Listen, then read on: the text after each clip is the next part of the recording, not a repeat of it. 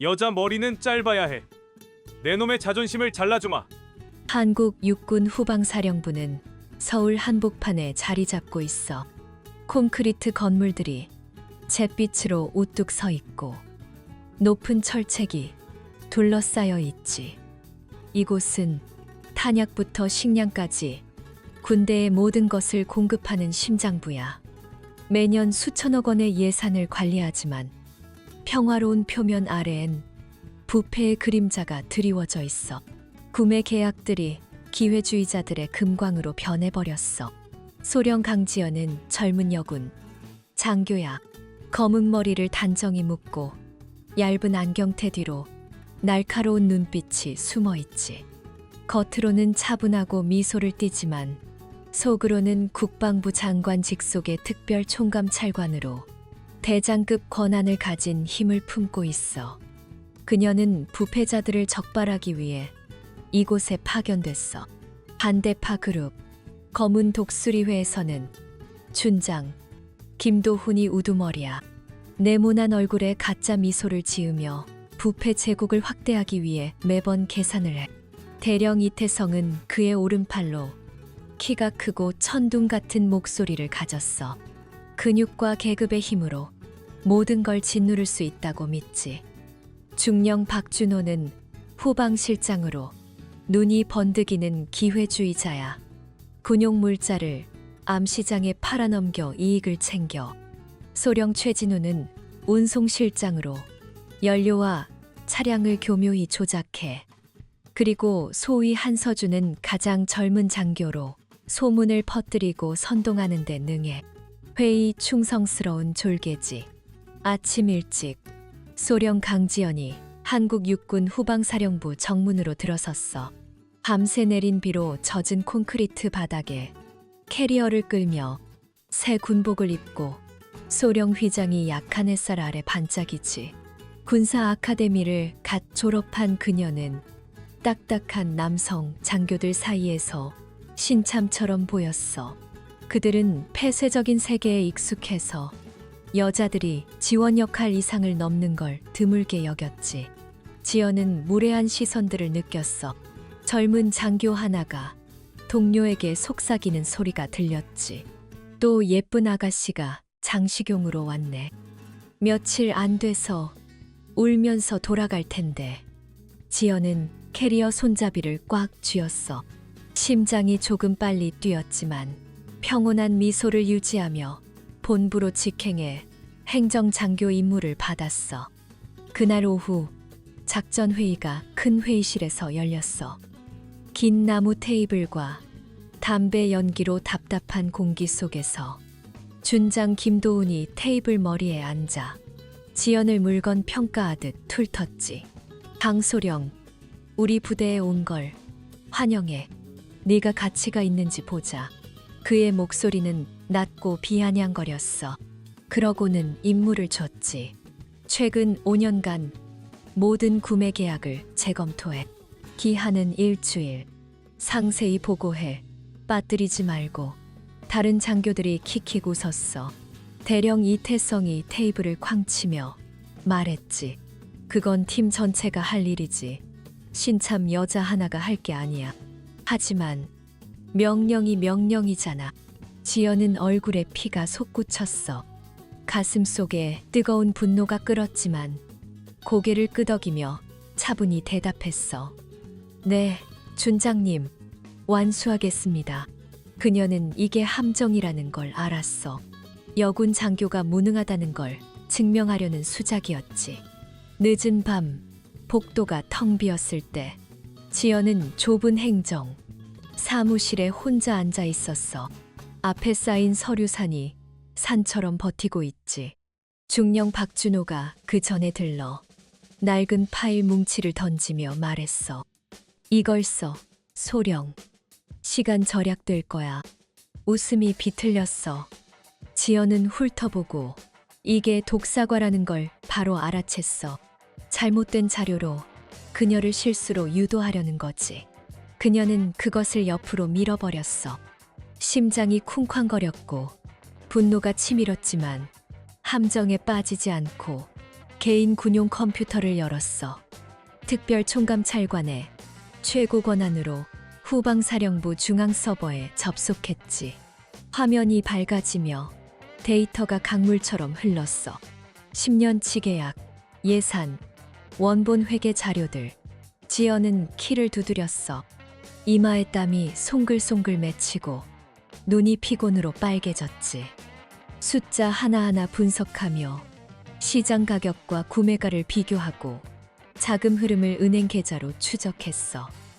자정 무렵 그녀는 완벽한 진실 방정식을 만들었어. 차트와 반박 불가능한 증거로 일주일이 쏜살같이 지나갔어. 지연은 수백 페이지 보고서를 들고 회의실로 들어섰어. 손이 단단히 쥐었지만 손바닥에 땀이 배었지. 긴장으로 준장 김도훈이 앉아 있었어. 그녀의 자신감을 보자 얼굴이 일그러졌지. 시작해. 그가 짧게 말했어. 지연은 프로젝터를 켜고 목소리를 또렷이 했어. 여러분, 최근 5년간 100개 이상의 계약에 위반 징후가 있습니다.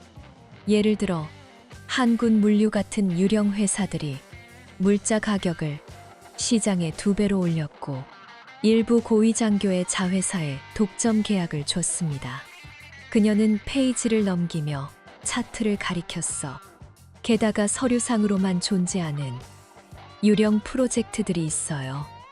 강원도 보관창고 건설처럼 20억 원을 삼키고 시공 흔적조차 없죠. 그러고는 중령 박준호를 똑바로 보며 목소리를 차갑게 했어. 특히 박중령님, 작년 겨울 군복 구매 프로젝트에서 7억 원이 개인 계좌로 횡령됐습니다. 박준호의 얼굴이 창백해졌어. 손이 떨렸지. 그가 더듬거리며 말했어. 이건 불가능해. 증거가 뭐야? 지연은 서류 뭉치를 테이블 너머로 밀었어. 여기 원본 청구서와 은행 이체 기록입니다. 위조할 수 없어요. 회의실이 고요해졌어. 대령 이태성이 주먹을 쥐고 지연을 적대적으로 노려봤지만 누구도 반박하지 못했어. 준장 김도훈이 테이블을 쾅 치며 일어났어. 회의 끝. 지연은 물건을 챙겼어. 심장이 세게 뛰었지. 승리의 기쁨으로. 하지만 그녀는 알았어. 이건 더 큰 전쟁의 시작일 뿐. 적들이 쉽게 포기하지 않을 거라는 걸. 회의가 끝난 직후 검은 독수리회의 자존심이 상처받았어. 그 상처가 분노와 증오로 변했지. 중위 한서준이 바로 움직였어. 그는 복도와 식당에서 독한 소문을 퍼뜨리기 시작했어. 지연을 부패한 여자, 몸으로 승진한 년으로 몰아갔지. 소문은 불처럼 번졌어. 사무실에서 장교들이 속삭이는 소리가 들렸지. 강소령, 저런 여자가 어떻게 소령이 됐을까? 분명 뒷거래가 있었을 거야. 지연은 이를 악물었어. 가슴이 답답하고 화가 치밀었지만 참았지. 그녀는 매일 업무를 완벽하게 처리했어. 작은 일조차 실수 없이 소문과 경멸의 시선을 무시하며 버텼어. 점심시간에 동료들이 그녀를 피할 때도 지연은 고개를 들고 걸었어. 속으로는 이게 내 놈들의 전쟁이구나라고 중얼거렸지. 하지만 지연은 진짜 인물을 잊지 않았어. 그녀는 부패 왕국의 다른 약점을 은밀히 조사했어. 일상 업무를 핑계로 단위의 외진 구역을 돌아다녔지. 식당, 물자 창고, 운송구역.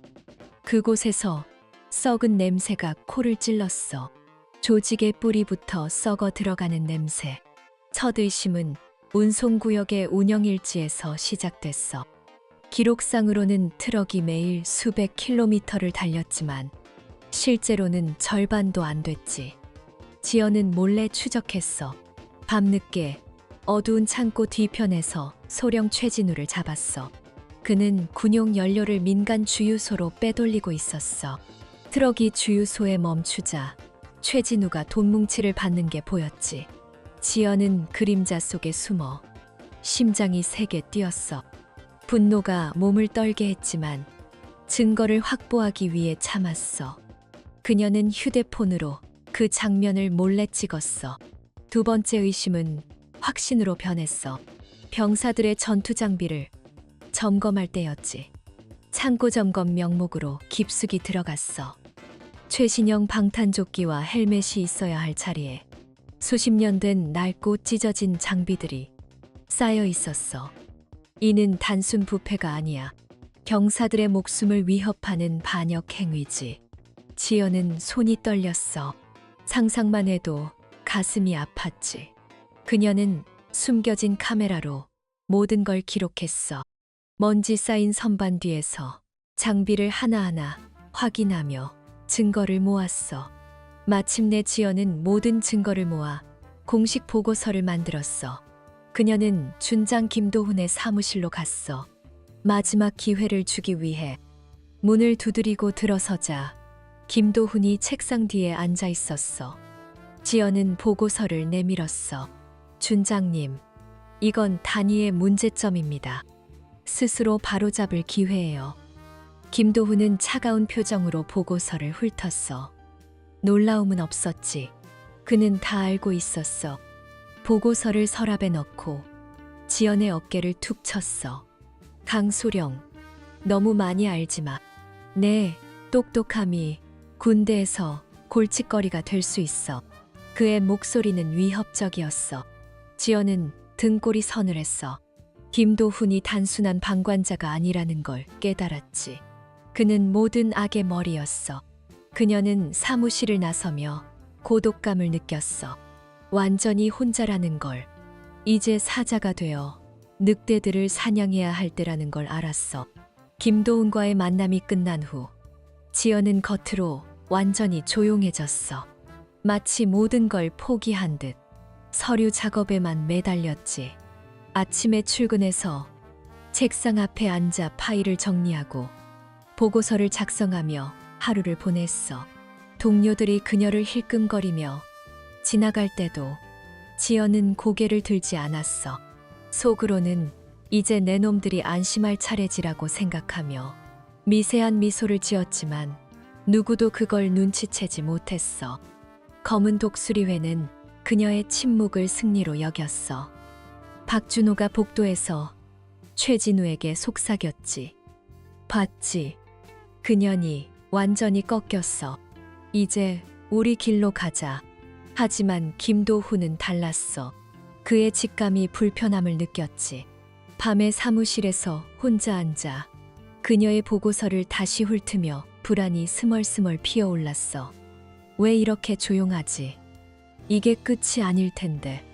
그는 그녀의 자존심을 완전히 박살내기로 결심했어. 공개적인 처형을 통해 다른 여군, 장교들에게 경고를 날리려 했지. 그 운명적인 밤이 왔어. 저녁 8시, 갑작스러운 긴급작전회의가 소집됐어. 명목은 북한군의 이상 동태였지. 회의실은 불빛이 희미하고 긴장된 공기가 맴돌았어.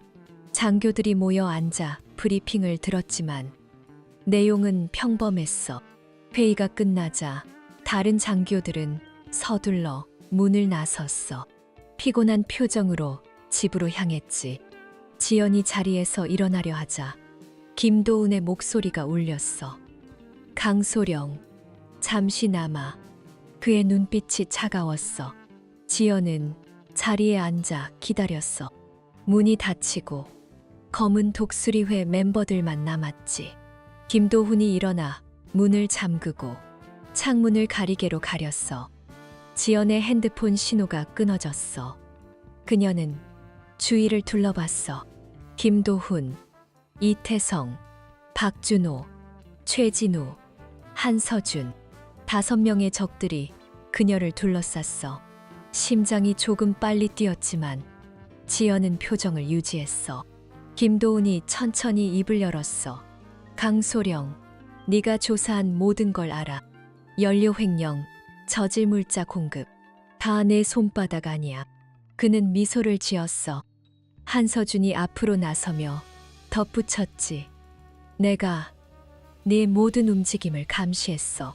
창고에서 몰래 찍은 사진, 운송구역 추적, 다 보고됐지. 지연은 고개를 끄덕였어.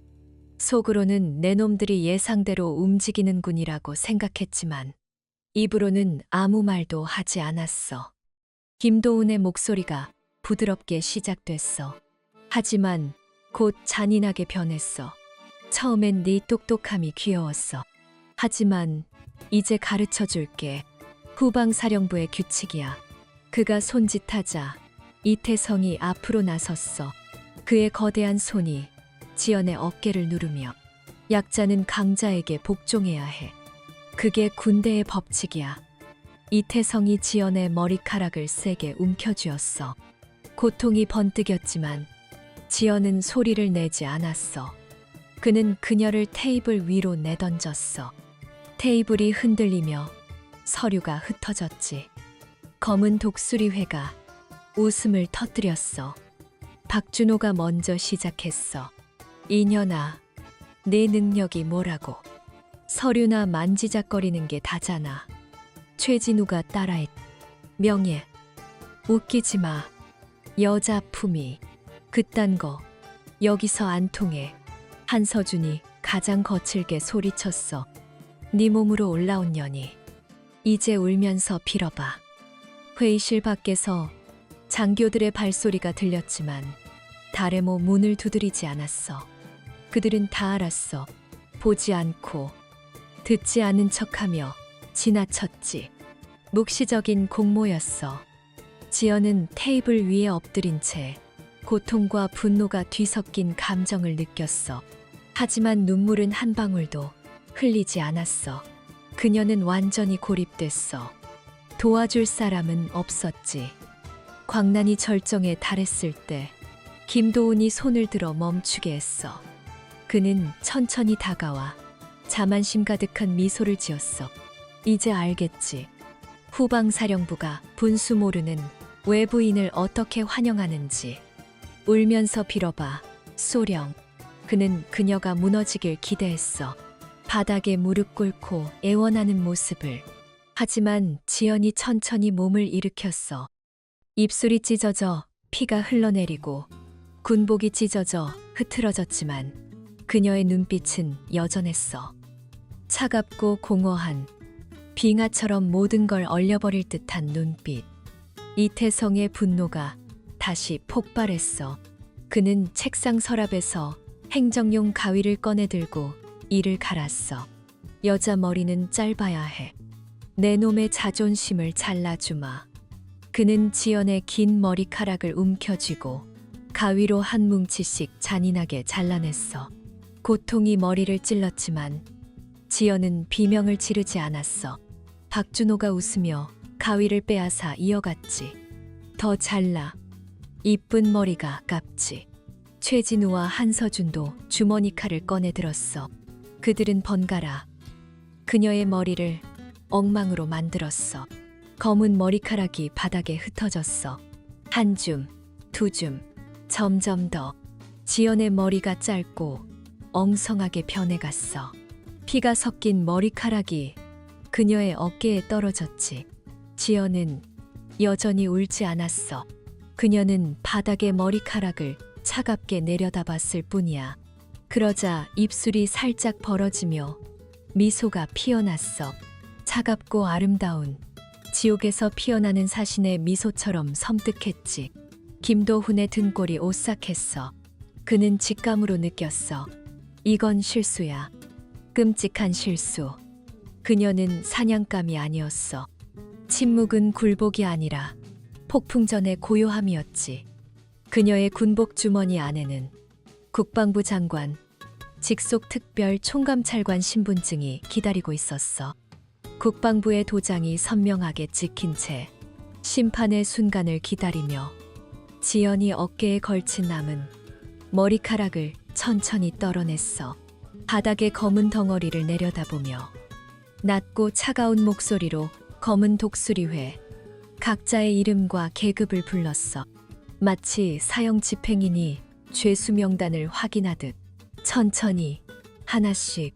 준장, 김도훈, 대령 이태성, 중령 박준호, 소령 최진우, 중위 한서준. 그녀의 눈이 그들을 하나하나 훑었어. 좋아, 너희 5명. 나는 너희 모두의 이름을, 얼굴을, 오늘 한 짓을 영원히 기억할 거야. 너희는 남은 군 생활을 후회하게 될 거야. 아니, 이 평생을 매일매일 후회하며 살게 만들겠어. 김도훈이 코웃음을 쳤어. 그의 목소리가 떨렸지만 억지로 웃었어. 미쳤군. 네가 뭘 할 수 있지.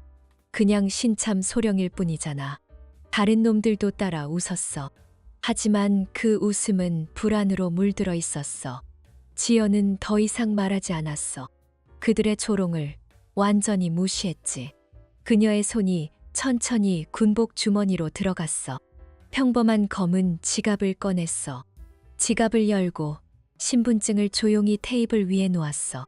김도훈의 시선이 그쪽으로 향했어. 그의 오만한 미소가 서서히 얼어붙었어. 눈이 믿을 수 없다는 듯 커지며 손이 떨렸어. 그건 평범한 소령 신분증이 아니었어. 국방부의 위엄 있는 봉황 휘장이 빛나고 그 아래 4개의 금별이 반짝였어. 대장 계급, 그리고 별 아래에 새겨진 이름과 직함. 대장 강지연, 국방부, 특별총감찰관. 대장이라는 단어가 그의 머리를 망치처럼 내리쳤어. 국방부, 특별총감찰관이라는 글자가 눈앞에서 춤을 췄지. 김도훈은 순간적으로 상황을 깨달았어. 방금 자신이 조롱하고 모욕하고 머리를 자른 여자가 한국군 전체를 감독하는 살아있는 칼날이라는 걸. 그가 평생 꿈꿀 수 없는 계급, 대장. 그는 단순히 여군 장교를 건드린 게 아니었어. 국방부의 자존심을, 군대의 신성한 계급 질서를 자신의 더러운 손으로 짓밟았지. 다리가 후들거렸어. 식은땀이 등줄기를 타고 흘러내렸어. 입이 벌어졌지만 소리가 나오지 않았어. 옆에 서 있던 이태성도 신분증을 힐끔 보고 얼굴이 창백해졌어. 그의 거대한 몸이 움츠러들었지. 대장. 그가 더듬거리며 중얼거렸어. 목소리가 갈라졌어. 박준호의 눈이 휘둥그레졌고 최진우는 뒷걸음질 쳤어. 한서준은 입을 다물지 못한 채 공포에 질린 표정으로 서 있었어. 그들의 오만한 미소가 순식간에 원시적인 공포로 바뀌었어. 웃음소리가 사라지고 회의실에 무거운 침묵이 내려앉았어. 심판의 날이 왔어. 가장 잔인하고 가혹한 방식으로, 그들이 상상조차 못한 형태로. 대장. 이태성의 경악. 어린 외침이 다시 회의실에 얼어붙은 공기를 흔들었어. 검은 독수리회 멤버들은 멍하니 서 있었지. 눈앞에 비현실적인 광경을 믿을 수 없었어. 그들의 왕, 절대적인 지배자 준장, 김도훈이 바닥에 무릎 꿇고 떨고 있었으니까. 그의 얼굴은 창백했고 입술이 파르르 떨렸어. 땀이 비 오듯 흘러내리는 게 보였지. 박준호가 절망적으로 소리쳤어. 아니, 불가능해. 그 카드가 가짜야. 그의 목소리가 갈라졌어. 그는 동료들과 함께 이게 정교한 연극이라고 믿으려 했었어. 그들의 왕국이 이렇게 무의미하게 무너질 리 없다고. 최진우의 손이 떨리며 테이블을 짚었고 한서준은 뒷걸음질 쳤어. 공포가 그들의 눈에 스며들었지. 지연이 차갑게 비웃는 미소를 지었어. 가짜라고. 그녀의 목소리가 낮고 조롱조였어. 좋아. 너희가 그렇게 생각한다면 직접 확인시켜주지. 그녀는 신분증을 지갑에 넣고 태연하게 군용 위성 전화기를 꺼냈어. 1번 키를 누르고 있자 스피커를 켰지. 전화가 한 번 울리기도 전에 상대가 받았어. 저쪽에서 낮고 권위 있는 목소리가 흘러나왔어. 한국 국민이라면 누구나 아는 목소리야. 강소령. 무슨 일이야? 국방부 장관의 목소리였어. 국방부 장관이라는 단어가 결정타였어. 검은 독수리 5마리의 얼굴에서 핏기가 싹 가셨지. 그들의 눈이 커다래졌고 숨소리가 거칠어졌어. 지연이 차분하게 말했어. 장관님, 강지연입니다. 후방사령부 비밀 조사 결과가 나왔어요. 여기 더러운 쥐새끼들이 너무 많아요. 청소가 필요합니다. 장관이 잠시 침묵했어. 가장 신뢰하는 부하의 목소리에 담긴 이례적인 분노를 느꼈지. 알았어. 망치 작전 승인해. 필요한 모든 지원을 제공할게. 즉시 행동해. 망치 작전이라는 말이 들리자 김도훈이 완전히 무너졌어. 이건 국방부 총감찰실의 소수만 아는 암호명이었어. 군대 내 가장 심각한 부패를 뿌리째 뽑는 최후의 수단이지. 그는 마침내 눈앞의 여자가 그 작전의 총지휘관이라는 걸 깨달았어. 김도훈이 바닥에 주저앉았어. 텅 빈 눈으로 허공을 응시했지. 다리가 풀려 일어나지 못했어.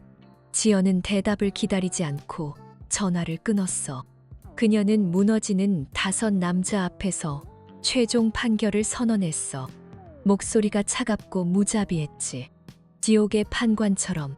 춘장, 김도훈. 그녀가 그의 이름을 불렀어. 그는 움찔했지. 국방부 장관 직속 특별 총감찰관의 권한으로 너와 내 옆에 내 말이 개들의 모든 직위를 즉시 박탈한다. 너희는 더 이상 한국군 장교가 아니야. 그 순간 회의실 밖에서 헬리콥터 로터 소리가 귀를 찢을 듯 울렸어. 15분도 안 돼서 국방부 장관의 명령이 실행됐어. 부하를 보호하고 군대의 명예를 지키기 위한 가장 빠른 움직임이었지. 수십 대의 블랙호크 헬리콥터가 연병장에 나타났어. 착륙하며 먼지 폭풍을 일으켰지. 완전 무장한 헌병 특임대. SDT 요원들이 검은 옷차림으로 쏟아져 나왔어. 지옥의 사자처럼. 그들은 순식간에 구역을 봉쇄했어. 특임대 지휘관이 회의실로 달려들어와 지연 앞에서 경례를 올렸어. 대장님, 헌병 특임대 보고합니다. 지연이 경례를 받았어. 그녀는 바닥에 주저앉은 5명을 가리켰어. 이 5놈을 즉시 체포해. 특임대 요원들이 재빨리 움직였어. 그들의 손이 장교들의 팔을 뒤로 꺾고 차가운 수갑을 채웠지. 김도훈의 팔이 뒤로 젖혀지자 그는 비명을 지르듯 소리쳤어. 억울해. 이건 함정입니다. 대장님, 제발 용서해 주세요. 박준호가 발버둥치며 외쳤어. 난 아무것도 안 했어. 증거가 없잖아. 최진우가 울먹이며 애원했지. 한 번만 봐주세요. 가족이 있어요. 한서준이 공포에 질려 중얼거렸어. 이럴 수 없어. 제발. 이태성은 이를 갈며 저항했지만 요원들의 힘에 눌려 끌려갔어. 그들의 외침이 누구도 움직이지 않았어. 권력을 쥐던 자들이 비참하게 회의실을 끌려나갔어. 마지막으로 문 밖을 보며 절망적인 시선을 보냈. 모든 게 끝난 후 지연이 수십 명의 다른 장교들을 돌아봤어. 그들은 구석에 서서 고개를 숙인 채 있었지. 감이 올리지 못했어. 그리고 여러분, 그녀의 목소리가 피곤하지만 날카로웠어. 오늘 여러분은 군인의 명예를 버렸어요. 불의 앞에서 침묵하고 동료의 고통의 등을 돌렸죠. 여러분도 그놈들과 같은 죄인입니다. 그녀가 특임대 지휘관에게 명령했어. 즉시 이 후방사령부 전체를 봉쇄해. 내 허락 없이는 개미 한 마리도 들락거리지 못하게. 모든 서류와 컴퓨터 하드디스크를 압수해서 증거 인멸을 막아. 그 밤 후방사령부는 유령 도시가 됐어. 국방부, 특별, 총감찰관, 수십 명이 도착했지. 밤새워 모든 기록을 뒤졌어. 그들은 검은 독수리회의 끔찍한 비밀을 파헤쳤어. 군복 횡령뿐 아니라 뇌물수수, 인사비리, 심지어 사설 방산업체에 군사 기밀을 팔아넘기고 선거 때마다 정치인들에게 불법 정치 자금을 제공했어. 사건의 범위가 군대를 넘어 정치와 비즈니스계로 퍼졌. 지연이 직접 모든 과정을 지휘했어. 더 이상 피해자가 아니었어. 썩은 왕국을 무너뜨리는 차가운 심판자가 됐지. 그녀는 사무실에서 파일을 하나하나 검토하며 피곤한 눈으로 증거를 확인했어. 새벽이 밝아올 때까지 국방부 특별총감찰실 지하 신문실에서 검은 독수리회 멤버들이 따로 떨어져 밤새 신문을 받았어. 그들의 오만함은 사라지고 공포와 불안만 남았지. 처음엔 완강히 부인했어.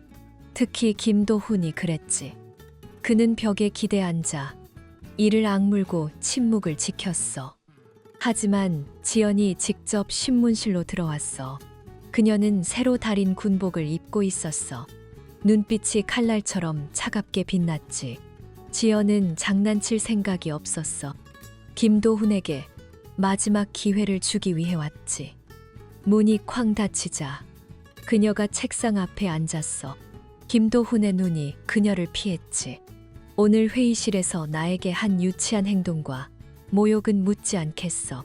그건 내 수많은 죄 중 가장 가벼운 거니. 지연이 말했어. 그녀는 몇 주 동안 직접 모으고 분석한 서류를 던졌어. 서류가 테이블에 흩어지며 그의 얼굴을 스쳤지. 첫 번째 질문이야. 김도훈. 그녀는 그의 계급을 생략했어. 지난 분기 소비로 기록된 5만 갤런 항공연료가 어디로 사라졌지? 질문이 날카롭게 그의 가슴을 찔렀어. 김도훈의 얼굴이 창백해졌어. 그녀가 그런 걸 알 리 없다고 믿었지. 그의 손이 떨렸어. 항공연료가 증발했어. 민간 항공사에 팔아넘겼고 대가로 거액의 달러를 받았지. 그렇지, 김도훈. 마지막 질문이 그의 철갑 마스크를 완전히 깨뜨렸어. 그는 눈앞의 여자가 단순한 장교가 아니라 자신을 파괴할 수 있는 무서운 존재라는 걸 깨달았어. 김도훈의 어깨가 축 늘어졌어. 나 다 말할게. 그가 마침내 항복했어. 그 밤 김도훈부터 시작해서 나머지 네 마리 검은 독수리도 차례대로 죄를 털어놓았어. 그들은 서로를 탓하며 아는 모든 부패 행위를 쏟아냈지. 진실은 상상 이상이었어. 단순한 폭력 집단이 아니야. 군용물자, 횡령, 뇌물수수, 인사비리부터 국가 안보를 위협하는 기밀 유출까지 모든 종류의 범죄를 저질렀어. 지연은 조용히 그들의 고백을 녹음했어. 동정은 한 톨도 없었지. 그녀의 심판은 이제 시작이었어. 이 부패 사슬을 완전히 끊기로 결심했어. 다음 날 지연은 대장 강지연 명의로 후방사령부에서 근무했던 모든 전역 군인들에게 이메일을 보냈어. 비슷한 불의를 겪었다면 용기 내어 고발하라고. 제보자 신원을 보호하겠다고 했지. 처음엔 반응이 없었어. 하지만 며칠 후 용감한 목소리들이 나타났어. 한 전역 병사가 떨리는 목소리로 전화를 걸어왔어. 나도 당했어요. 대장님. 그는 자신의 경험을 털어놓았어. 김도훈 준장이 창고에서 부패를 발견한 그를 구타했다고. 수십 통의 이메일과 전화가 쏟아졌어. 성희롱, 성추행, 인권 유린 이야기들. 모두 군대라는 이름 아래 은밀히 자행됐어. 지연의 가슴이 분노로 타올랐어. 그녀는 모든 진실을 밝히기로 했어. 신뢰하는 탐사 기자에게 자료를 넘겼어. 며칠 후 한국 전체가 충격에 빠졌어. 뉴스 헤드라인이 터졌지. 단독 후방사령부의 체계적 인권 유린과 대규모 국방 부패 고발. 전국이 들썩였어. 지연이 직접 인터뷰에 응했어. 이건 몇몇 개인의 실수가 아니에요. 우리 군대 전체에 뿌리 박힌 체계적 문제죠. 더 이상 무시할 수 없어요. 그녀의 용감한 호소가 거대한 파도를 일으켰어. 국방부가 당황했지. 여론이 들끓었어. 결국 대통령이 철저한 조사와 재발 방지 조치를 명령했어. 어둠이 물러나고 진실의 밝은 빛이 떠올랐어. 한 여군 장교가 홀로 쟁취한 위대한 승리였지. 몇 달 후 군사법원이 검은 독수리회 게이트 주범들에게 엄중한 판결을 내렸어. 김도훈 준장은 무기징역을 선고받았어. 군사법원 역사상 드문 판결이었지. 군복 횡령, 권력남용, 뇌물수수, 군사, 기밀, 유출 등 모든 죄가 입증됐어. 그의 모든 명예와 연금이 박탈됐고 이름은 한국 육군 역사상 가장 수치스러운 이름 중 하나가 됐어. 이태성 대령, 박준호 중령, 최진우 소령, 한서준 중위도 각각 수십 년 징역형을 받았어. 그들의 죄에 걸맞게 이 사건은 몇몇 부패 장교 처벌로 끝나지 않았어. 한국군 전체를 뿌리부터 바꾸는 위대한 개혁의 시작이었지. 국방부가 강지연 프로젝트를 발표했어. 획기적인 개혁 계획이야. 군대 내 모든 개인적 처벌과 부당한 징계를 완전히 금지해. 독립적인 외부 감독기관, 국가인권위원회, 산하 군인권 수호자를 설립해서 모든 군인, 특히 여군의 권리를 보호해. 모든 부대에 심리상담사를 배치하고 모든 병사들이 매월 심리상담을 의무적으로 받게 해. 부대 지휘관 평가 기준에 인권 지수를 추가해서 부하 권리를 존중하지 않는 지휘관은 영원히 승진 기회에서 배제해. 이 개혁 계획은 혁명 같았어. 폐쇄적인 군대 조직에 낡은 관행과 부패를 뿌리째 뽑았지. 지연은 사무실에서 계획서를 검토하며 피곤한 미소를 지었어. 그녀의 싸움은 이제 새로운 단계로 접어들었어. 임무를 완수한 후 대장 강지연은 후방사령부에 머무르지 않았어. 그녀는 국방부의 가장 날카로운 검, 특별총감찰관 자리로 돌아갔지. 후방사령부에 남긴 건 잊을 수 없는 전설 하나였어. 망치의 여신이라는 이름으로. 1년 후 국군의 날 기념 열병식에서 총통, 국방부 장관, 국가 최고 지도자들이 지켜보는 가운데 지연이 가장 높은 명예석 중앙에 섰어. 그녀는 더 이상 총감찰관이 아니었어. 한국군 사상 첫 여성 합참의장으로 임명됐지.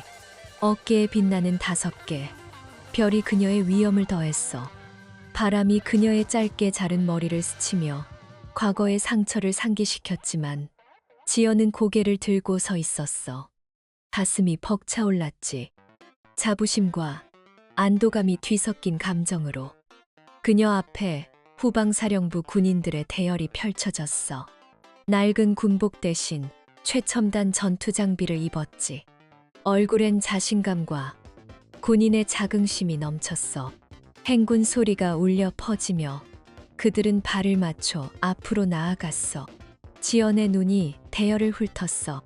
익숙한 얼굴 하나가 보였지. 그녀가 처음 왔을 때 몰래 도와줬던 젊은 장교. 이제 그는 소령 계급장을 달고 자신의 부대를 이끌고 있었어. 그의 눈빛이 단단하고 밝았어. 두 사람의 시선이 마주쳤어. 깊은 존경과 진심 어린 감사가 오갔지. 지연이 살짝 고개를 끄덕였어. 말 없는 칭찬과 격려로. 잘했어, 동지. 그녀의 마음속에서 그 말이 맴돌았어. 젊은 장교의 입가에 미소가 번졌지. 그는 더 힘차게 발을 내디뎠어. 대열이 지나가며 지연은 앞으로 시선을 돌렸어. 강하고 정의로운 군대가 펼쳐진 광경이 그녀의 눈에 들어왔어. 그녀가 모든 걸 바쳐 지킨 조국의 진짜 모습이었지. 차가운 겨울이 끝났어. 상처가 아물며 이해와 깊은 사랑의 흔적으로 남았지. 그 상처 위에 새롭고 강인한 희망이 싹텄어. 더 밝고 뜨겁게, 영웅한 사람이 지옥 끝에서 찬란한 새벽을 열었어. 그녀의 진짜 신화가 이제 시작됐지. 그 이야기가 모든 군인과 약자들에게 영원히 꺼지지 않는 희망의 등불이 될 거야.